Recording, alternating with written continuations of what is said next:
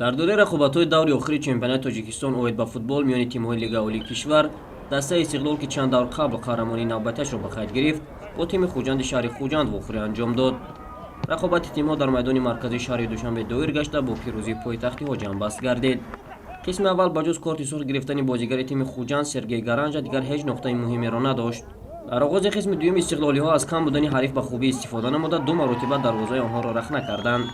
дар оғози ин нима ибтидо Манушер Ҷалилов ҳисобро кушод ва баъди як дақиқа голи дуюмро Шервонӣ Мабадшоев таслими дарвозаи хобҳои Хуҷанд намуд. охирӣ бо ҳамин ҳисоб ҷамъбаст шуд.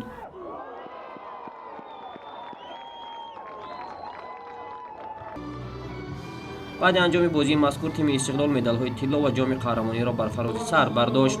Истиқлол маротибаи 11 тавонист қаҳрамони Лигаи бартари меҳан бишавад.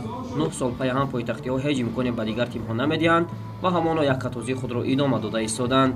дар маросими ҷоизаспории мусобиқа ноибони президенти Федератсияи футболи Тоҷикистон Делишод Ҷуразода ва Алишер Уронов ва ҳамчунин директори Лигаи футболи Тоҷикистон Сайвалӣ Шохқурбонов иштирок намуда ба бозигарони ҳайати ҷавонон ва бузургсолони тими Истиқлол медалҳоро тақдим карданд. то ҳол рақобат барои ду нишони дигар ҷараён дорад ки тимҳои Хатлон ва Равшани шаҳри Кӯлоб ин имкониятро соҳиб мебошанд. ҳамчунин дар ҳамин рӯз дастаи Хатлон ба Равшани Кӯлоб бо ҳисоби 3-0 пирӯзӣ ба даст овард ва дар бозии дигари худ имкон дорад ки бо ба даст овардани 3 имтиёз ба мақоми дуюми ҷадвал барояд.